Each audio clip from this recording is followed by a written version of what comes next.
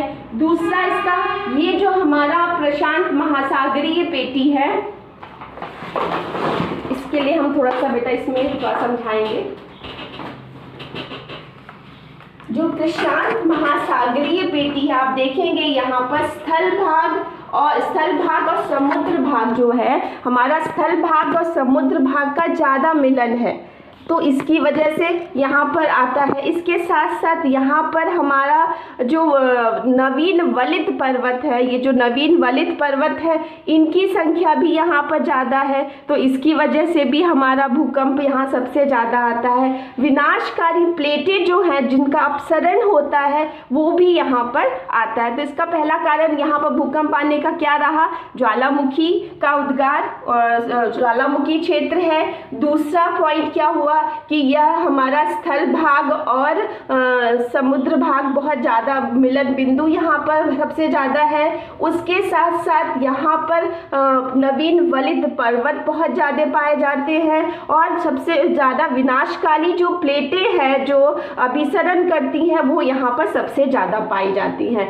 दूसरा हमारा आता है कि मध्य महाद्वीपीय पेटी। मध्य महाद्वीपीय पेटी मतलब यूरेशिया है ना, ये पूरा हमारा यूरोप और एशिया को मिला के, तो मध्य यूरोपीय पेटी जो यूरेशिया के पूर्व से लेकर पश्चिम तक फैला हुआ नवीन वलित पर्वतों पर ये क्षेत्र इसका पाया जाता है, जिसके अंतर्गत हमारा हिमालय पर्वत श्रृंखला इसके अंतर्गत आती है। इसके साथ साथ हमारा काकेस पर्वत आता है, अल्पस पर्वत, काकेस पर्वत इसी के अंतर्गत आता है। ये जो हमारी श्रृंखला इसके अंतर्गत आती है मध्य, इसका एक शाखा हमारी अटलांटिक महासागर की तरफ चली जाती है, एक शाखा हमारा अफ्रीका के पूर्वी अफ्रीका के ब्रंश घाटियों की तरफ आती है, एक शाखा हमारा अरब प्रायद्वीप से होते हुए हिंद महासागर में चला आता है। और इसी जो मध्य महाद्वीपीय पेटी में हमारा भारत का जो हिमालय पर्वत है, जो हमारा भूकंप स्थिति है क्षेत्र है, वो भी हमारा मध्य अटलांटिक महाद्वीपीय पेटी में आता है। उसके बाद ये देखिए यहाँ पर हमारा एस के आकार का अटलांटिक महासागर है, उसका मध्य अटलांटिक महासागर जो पेटी है वो भी हमारे इसी क्षेत्र में आती है। जो यहाँ के कंटक हैं, यहाँ पर अटलांटिक में जो कंटक पाया जाता है, इसी पर हमारा भूकंपीय क्षेत्र टिका हुआ है। और यहाँ पर जो भूमध्य रेखा है, जो भूमध्य रेखीय प्रदेश है, यहाँ पर हमारा सबसे ज़्यादा भूकंप आता है। तो बेटा ये क्लियर हुआ। पहली पेटी कौन सी है? प्रशांत महासागरीय भूकंपीय पेटी। दूसरा हमारा मध्य महाद्वीपीय पेटी, और तीसरा हमारा मध्य अटलांटिक पेटी। ये हमारी 3 पेटियां हैं जिसको हमने भूकंपीय पेटी में बांटा है। तो यहाँ पर 2 चीज़ क्लियर हुई। पहली बात कि हमारा जो भूकंप आया, भूकंप क्या होता है, किसे कहते हैं, भूकंप का मैंने ग्राफ के अनुसार बताया, इसका फोकस कहाँ होता है, एपिसेंटर कहाँ होता है, सिस्मिक वेव्स क्या होती हैं, इलास्टिक एनर्जी किसे कहते हैं, ये क्लियर हुआ। फिर इसके बाद हमने अभी ये किया भूकंपीय तरंगें 3 प्रकार की होती हैं, फिर भूकंपीय पेटियाँ। अब आता है भूकंप से हमें लाभ और हानि क्या क्या होती है। भूकंप से लाभ, हानि और इससे बचाव, ये 3। भूकंप से हमें बहुत लाभ मिलता है, सब जैसे कि बहुत लाभ नहीं लेकिन कुछ लाभ मिलते हैं, बहुत हानियां बहुत होती है। लाभ इसका सबसे पहला क्या महत्वपूर्ण लाभ क्या है जो हमें मिलता है, भूकंप की आने से, भूकंपीय तरंगों का अध्ययन करने से हमारे जो भूवैज्ञानिक होते हैं को भूमि की आंतरिक संरचना के बारे में हमें उसके बारे में बताते हैं, उसका ज्ञान सही ज्ञान मिलता है कि भूगर्भ में क्या क्या बचा है, क्या क्या चीज़ें पाई जा रही है, क्योंकि हमारे पास ऐसा कोई विज्ञान, ऐसा कोई यंत्र नहीं है जो हमारे भूगर्भ की जानकारी बिल्कुल सही दे सके। दूसरा लाभ क्या होता है, इसकी जो खनिज पदार्थ है वो ऊपर आ जाते हैं, उससे लाभ मिलता है। जो हमारे समुद्रीय तट हैं वो धंस जाते हैं, जिससे नई घाटियाँ तथा बंदरगाहों का निर्माण होता है, वो भी हमारे लिए। इसके साथ साथ भूकंप आने से कभी कभी भूस्थल की जो भूमि है वो ऊपर आ जाती है, जो उपजाऊ भी होती है, खेती के लिए मैदान बहुत अच्छे मिल जाते हैं। उसके साथ साथ बहुत सी नई घाटियाँ, नई आकृतियाँ निर्माण करते हैं, जैसे पठार का का निर्माण हुआ, झील का निर्माण हुआ, ये सबसे हमें लाभ मिलता है। अब हानि की बात करें तो भूकंप तो हमेशा विनाशकारी है, सबसे ज़्यादा विनाश भूकंप की वजह से ही होता है। तो भूकंप में सबसे ज़्यादा नुकसान क्या होता है कि हमारे जो सड़कें हैं, हमारे जो पिलर हैं, बिजली के खंभे होते हैं या पुल होते हैं, ये सब क्या होते हैं, टूट जाते हैं भूकंप आने से। दूसरा नुकसान क्या है, हमारे जो मकान हैं, कल कारखाने हैं या खदानों में क्या होती है, आग लग जाती है।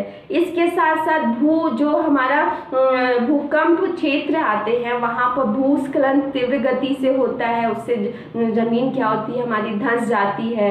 उसके साथ साथ सबसे महत्वपूर्ण जो नुकसान क्या है, जो जो समुद्र के अंदर भूकंप आता है, उसकी वजह से सुनामी जैसी लंबी लंबी जो विनाशकारी लहरें हैं वो उठती हैं, जो तटीय प्रदेश होते हैं वहाँ भयंकर विनाश फैलाती हैं। जो आपका हमारी सुनामी आई थी 2004 में 26 दिसंबर को आई थी, वो इंडोनेशिया, भारत, थाईलैंड 11 जो तटीय देश थे वहाँ पर भयंकर तबाही मचाई थी। तो सुनामी जैसी जो लहर है, भूकंप के आने, वो भूकंप नहीं है, वो लहर है, भूकंप आने से वो लहर बहुत ऊंची ऊंची उठती है, अपनी विनाश फैलाती है।